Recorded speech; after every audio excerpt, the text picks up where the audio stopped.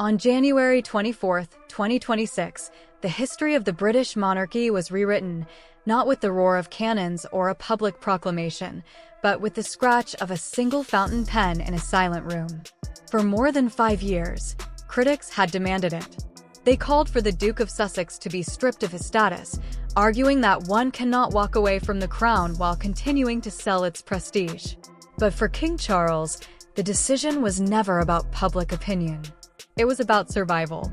What finally forced the king's hand was not a tell-all book or a scandalous interview. It was a red-sealed folder delivered by intelligence services, containing information so sensitive that fewer than 10 people on Earth were permitted to see it. The document transformed a wayward son into a national security liability. This is the story of the morning a father had to destroy his own child to save the institution he served. And the details of what the FBI uncovered, well, that changes everything. The morning of January 24th did not feel historic. Inside the ancient, thick stone walls of the palace, the routine was exactly the same as it had been for 100 years. Polished marble floors echoed with the sound of efficient footsteps. Tea was poured into china cups at precisely 8 a.m., and the winter sunlight struggled to push through the tall windows. But inside King Charles's private study, the air was heavy.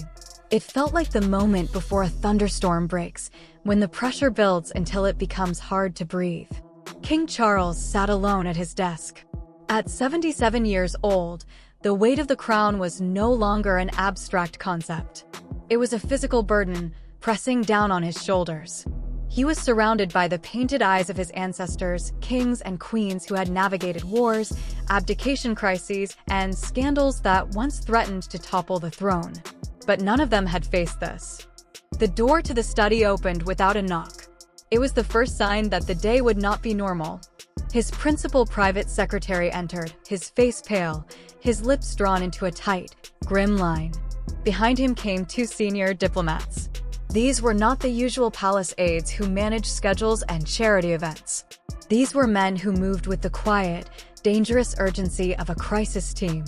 In their hands were folders marked with bright red wax seals, the universal signal within the palace that absolute silence was required. King Charles felt his chest tighten. He did not need to ask why they were there. The secretary spoke in a voice so low it was nearly a whisper. Communications have arrived through multiple channels, diplomatic back channels, and security services. They all point to the same source, the Duke of Sussex. The name hung in the air. For years, mentioning Prince Harry had brought a mix of sadness and frustration. But this tone was different. This was not about family drama. The secretary placed the folder on the desk. There have been developments at the California residence. The word residence struck King Charles immediately. It sounded clinical, distant, a place beyond the protection of the crown. Information has reached us from Washington, the aide continued. The details are sensitive, delicate, and dangerous. King Charles stared at the folder. He knew that opening it would cross a line that could never be uncrossed. He thought of the little boy with scraped knees running through the gardens at Highgrove. He thought of the young man walking behind his mother's coffin. But that boy was gone. In his place stood a man who had chosen a path that had now led them all to this precipice. "I want absolute silence on this," King Charles said, his voice cutting through the room like a blade. No leaks. No whispers. Not yet. But the silence in the room only amplified the noise in his own head. The folder sat there, waiting. And what lay inside was not gossip. It was the end of the road. It took 3 full minutes for King Charles to touch the report. Outside, the bustle of London continued, buses rumbling past, tourists snapping photos of the guards, completely unaware that the monarchy was teetering on a razor's edge inside the palace walls. When King Charles finally broke the wax seal, the sound seemed deafening in the silent room. He opened the cover. The first page bore no dramatic title. That was what made it terrifying. Subject: Investigation into Sussex, California Operations. The word investigation sent a chill through him. This was not a tabloid dossier. It was not a compilation of cruel headlines, social media outrage, or public complaints. This was intelligence. The executive summary made one thing clear: the inquiry had not begun in London. It had begun across the Atlantic. The FBI had been forced to examine the Sussexes' dealings not because they wanted to target a royal, but because they had no choice. Patterns had emerged. Financial flows and communications had been flagged by algorithms designed to catch serious operators, not celebrities. As King Charles turned the pages, the picture grew clearer and more disturbing. The report outlined meetings and transactions that, on the surface, could have been mistaken for charitable initiatives or media deals. But when the dots were connected, as the intelligence analysts had done, a different picture emerged, a web of foreign interests. One phrase appeared again and again. Prince Harry had been careless. That was the charitable interpretation. He had allowed himself to be surrounded by people whose loyalty was not to him, and certainly not to the British crown. The report detailed private assurances given to individuals known to be hostile to Western alliances. It spoke of unguarded influence, a diplomatic phrase meaning the same thing every time. The Duke of Sussex was being used. He was a pawn in the hands of people far smarter and far more dangerous than he realized. One section was marked with a red asterisk, information requiring immediate attention. King Charles read it 4 times. It suggested that Harry, in his desperate bid for financial independence and relevance, had walked into rooms he should never have entered and shaken hands he should never have taken. In doing so, he had crossed from embarrassment into liability. He had become a vulnerability. The report did not accuse Prince Harry of malice. It did not label him a traitor. In some ways, that would have been easier to accept. Instead, it painted a picture of staggering naivety, a prince who believed his title protected him, when in reality, his title was the very thing that made him a target. The intelligence assessment was blunt, almost cruel in its precision. The Duke of Sussex is now an unsecured asset operating in a high-risk environment. King Charles felt physically ill. This went far beyond embarrassment. If this information ever became public, if the world learned that the king's own son had inadvertently compromised the impartiality of the crown or entangled himself with foreign actors, the damage would be irreversible. The monarchy survives by remaining above the fray. Harry was now dragging it into the mud of international intrigue. But the most chilling part was not what the report stated outright. It was what it implied. It implied that the crown could no longer guarantee Prince Harry's safety or the security of the information he carried, as long as he remained a private citizen behaving like a rival court. The so-called California operations were no longer merely embarrassing. They were dangerous. They had to be shut down. The door opened again. This time, King Charles did not look up. He already knew who it would be. His 3 most senior advisors entered the room.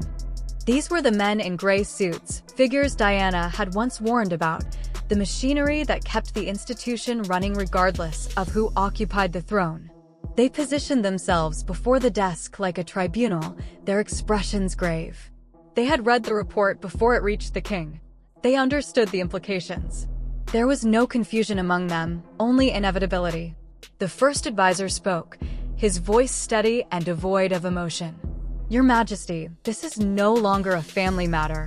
The situation has evolved. What once appeared to be personal choices and private rebellions now carries implications for state security." King Charles looked at them carefully. He found no sympathy in their eyes, only duty. They were right. He knew that. The second advisor continued, picking up the thread. "Protecting Prince Harry has always been complicated. But protecting him now, given these findings, could actively endanger the institution.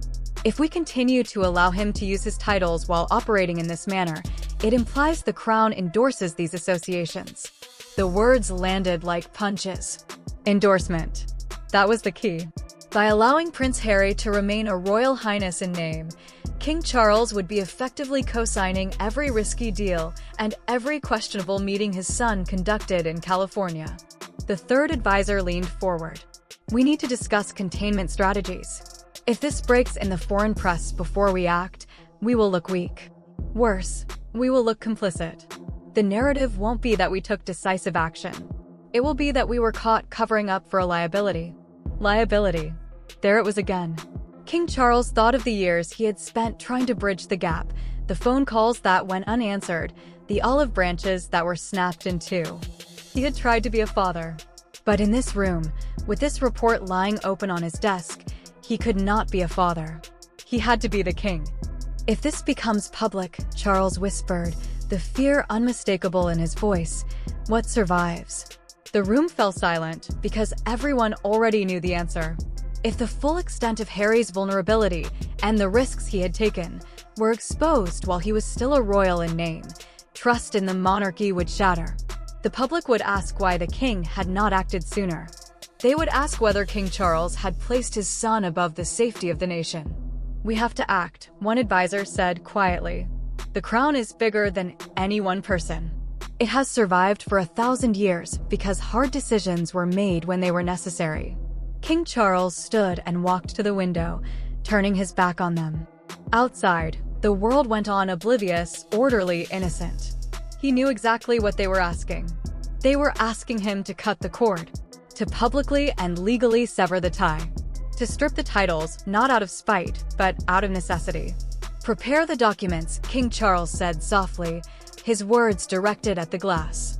"But I want a full legal review," King Charles said firmly. "Every detail must be unassailable." If the morning had been defined by the cold logic of advisors, the afternoon brought the burning heat of personal conflict. Prince William arrived at the palace without a motorcade, without ceremony. He came in a plain black car, entering through a side gate. His name did not appear on the official diary. This meeting was off the books. William stepped into the study where the report still lay open on the desk. For years, the tension between the brothers had been the subject of endless global speculation. But the reality inside that room was far colder than any headline could convey. William did not look like a brother worried about his sibling. He looked like a future king assessing a threat to his inheritance. He sat down, his posture rigid. He did not ask to see the report. He had already been briefed on the key points. "I suspected something was wrong," Prince William said, his voice stripped of emotion. "He's been reckless for years, reckless with his words, reckless with his privacy. It was only a matter of time before he became reckless with something that actually mattered." King Charles instinctively tried to soften the blow. "He didn't understand what he was doing, William. He's naive. He's been exploited." William raised a hand, cutting his father off. The gesture was shocking in its authority. "It doesn't matter whether he knew," William said sharply. "The damage is the same. This isn't about defending him anymore. This is about protecting the institution, protecting my children, protecting the next generation." That was the argument King Charles could not defeat. William was right. Harry's actions, his operations in California, were sending shockwaves that would eventually crash into William's reign. What had begun as personal rebellion was now a strategic threat. Harry made his choices, Prince William continued, his blue eyes hard. He chose to leave. He chose to sell our secrets. He chose to build a life outside. The implication hung in the air, heavy and final. And choices, once made, carried consequences. And now, through negligence or stupidity, he has created a security nightmare. If we allow him to keep the titles, we are saying this behavior is acceptable.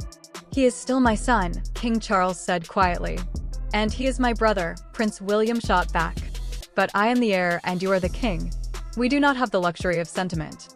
William's voice was controlled, but the warning beneath it was unmistakable. "If this story breaks while Harry is still His Royal Highness, the crown will look incompetent. It will look like we were asleep at the wheel." William stood and walked to the window, stopping exactly where Charles had stood earlier. For a moment, they looked like reflections of one another, the present and the future, bound by the same burden. "Delay is dangerous," William continued. "The world does not pause for our feelings. If we don't control this narrative, someone else will. And if that happens, the monarchy may not survive it intact." He turned back to his father. "The crown must act before the world forces its hand. You know what you have to do." With that, Prince William left. The conversation had not been long, but it had been decisive. The boy who had once been Harry's closest ally and fiercest defender was gone. In his place stood a strategist who understood a brutal truth. Sometimes you must amputate a limb to save the body. King Charles did not sleep that night. How could he? The palace lay silent, but his mind was a cacophony of memory and fear. He remained in his study until the early hours, the report closed but omnipresent on his desk. He pulled down books of history. He read about Edward VIII, the king who gave up everything for love and spent the rest of his life drifting in exile. He read about George V, who had changed the family name to Windsor to survive the anti-German fury of the First World War. The lesson was always the same. The family serves the crown. If the family endangers the crown, the family must be sacrificed. It was brutal, ancient, but it was the only logic that had kept the monarchy alive. Charles looked at the phone. He thought about calling Harry, just to hear his voice, to warn him, to shout at him, to ask why. Why couldn't he have been happy? Why did he have to push so far? But Charles knew he could not make that call. If he did, he would weaken.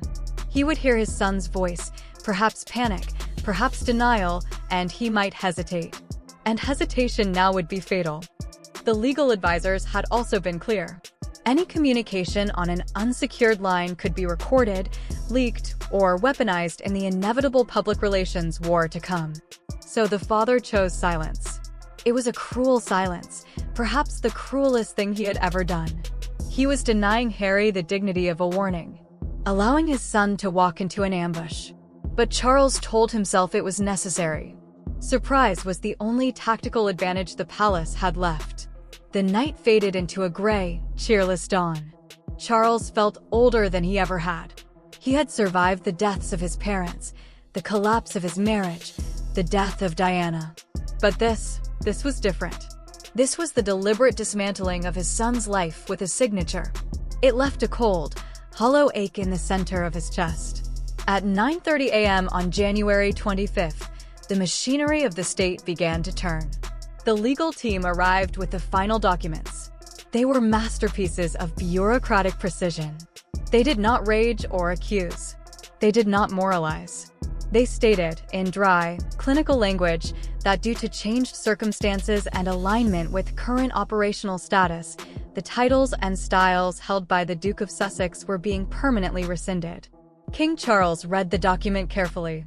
It framed the decision not as punishment, but as an administrative necessity. And that somehow made it worse. It was designed to protect the integrity of the crown.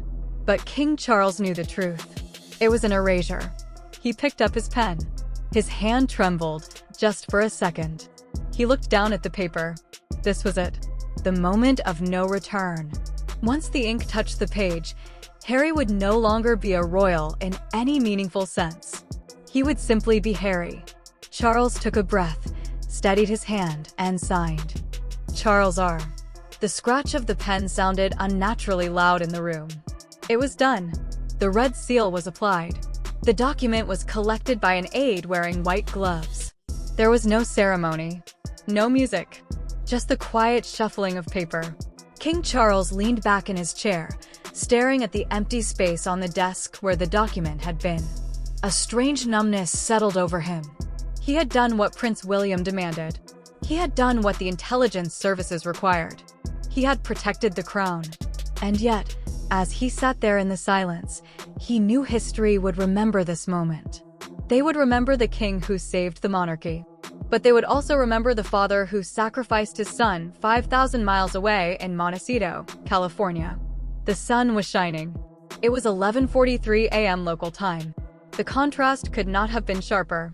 While London remained gray and taut with tension, California was bright and breezy. Palm trees swayed. The air felt open, weightless, free. Prince Harry was going about his morning routine, perhaps checking emails, perhaps planning the next project. He had no idea that, thousands of miles away, his identity had just been legally dismantled. The notification did not arrive by a royal courier or a grim-faced ambassador. It arrived by email. A formal message from the Lord Chamberlain's office, addressed to the legal representatives of the Sussexes, with Harry copied directly. Subject: Notification regarding royal status and titles. He opened it. He likely had to read it 3 times before the words began to register. The language was cold, precise, final. His titles were gone. His HRH status removed. Patronages reassigned. It was not a suspension. It was not a negotiation. It was a fait accompli. Harry set the phone down. The silence inside the California mansion must have felt sudden and absolute. For years, he had feared this, fought against it, insisted it was his birthright. Now the screen stared back at him indifferent. He had expected a fight. He had expected shouting, an argument with his father, a confrontation with William. He had prepared for a war of words. What he had not prepared for was this, the silence. He had not prepared to be erased like a line item in a budget. Within the hour, the news would break. Websites would crash. Anchors would adopt solemn expressions. The internet would erupt, outrage, celebration, disbelief, applause. But in that moment, before the noise began, there was only the reality of the choice. King Charles had secured the crown. He had shut down the California operation. He had neutralized the risk. But as the sun set over London and rose over California, the human cost lay visible in the empty space between them. A family already fractured was now shattered beyond repair. The king had saved his throne, but he had lost his son. And as Charles looked out at the crowds gathering at the palace gates, unaware of what had just occurred, one question lingered, unanswered and unbearable. Was the price too high? And what, exactly, was in that file that made a father choose duty over love? We may never know the full truth. But on January 24, 2026, one thing became unmistakably clear. For the House of Windsor, silence is not merely restraint. It is the most dangerous weapon of all.